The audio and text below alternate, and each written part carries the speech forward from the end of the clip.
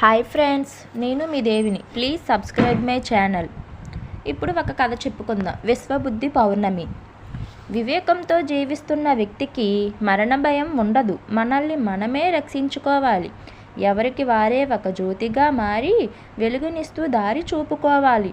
జ్ఞానాన్ని ఒక పనిగా చెయ్యకూడదు. ప్రతి పనిని జ్ఞానంగా చేయాలి. నియంత్రించకుండా వదిలేసిన ఆలోచనలు చేసే హాని కంటే ప్రపంచంలో ఎక్కువ హాని ఎవరూ చెయ్యలేరు. సూర్యుడు, చంద్రుడు సత్యం.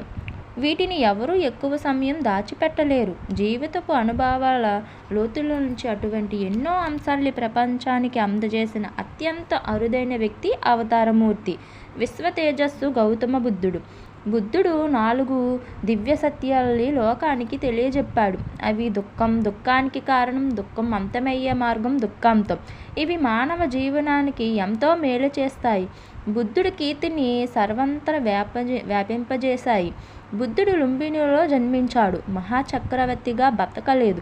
పరమ సన్యాసిగా మారిపోయాడు. బాహ్యంగా అంతా బాగానే ఉన్న సిద్ధార్థుడికి లోపల ఏదో వెలితి, ఏదో అన్వేషణ, ఏదో జిజ్ఞాస. ఏదో చేయడానికి వచ్చాను, ఏం చేస్తున్నాను? తీవ్రమైన అంతరంగ అన్వేషణ అతడిని నిలిపివేయడం లేదు. సరిగ్గా అదే సందర్భంలో అతడికి 4 దుఃఖాలు కంటపడ్డాయి. అవి ముసలితనం, రోగం, మరణం, సన్యాసం. వీటిని 4 దృశ్యాలు అంటారు. ఈ దృశ్యాలను దర్శించిన సిద్ధార్థుడి మనసు అంతర్ముఖమైంది.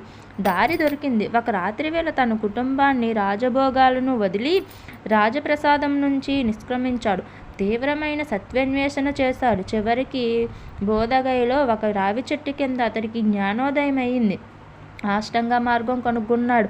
అదే అందరికీ జీవితాంతం బోధించాడు. బుద్ధుడు అయ్యాడు.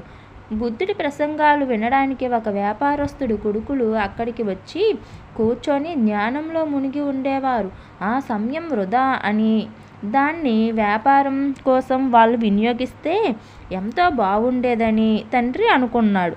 అలా జరగడం లేదు. ఇదంతా వృధా అని కోపం వచ్చి బుద్ధుడు సమావేశానికి వెళ్ళి బుద్ధుడి వైపు చూసి కోపంగా తిట్టి ముఖం మీద ఉమ్ము పూశాడు.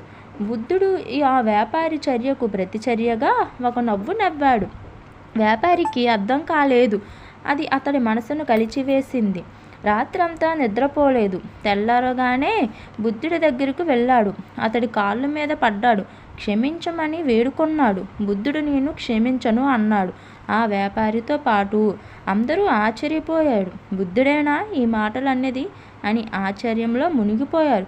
కొన్ని క్షణాల తర్వాత బుద్ధుడు తన మాటలకు తానే వివరణ ఇచ్చాడు. నిన్న నువ్వు ఆగ్రహం ప్రదర్శించిన బుద్ధుడు ఇప్పుడు లేడు. నిన్ను క్షమించడానికి ఆయన ఉండాలి.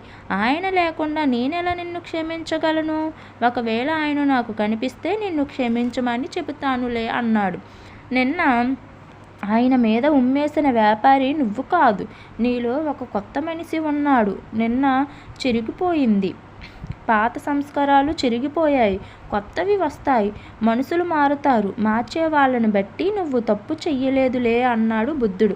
వైశాఖ పౌర్ణమి నాడు జన్మనిచ్చిన గౌతమ బుద్ధుడు వైశాఖ పౌర్ణమి నాడే జ్ఞానోదయం పొందాడు. అదే వైశాఖ పౌర్ణమి నాడు 80 సంవత్సరాలు దివ్య జీవన సాఫల్యం పొంది విశ్వమంతా వెలుగులునుతూ ప్రపంచ చరిత్రలో శాశ్వత మహాపరినిర్వాణం పొందాడు.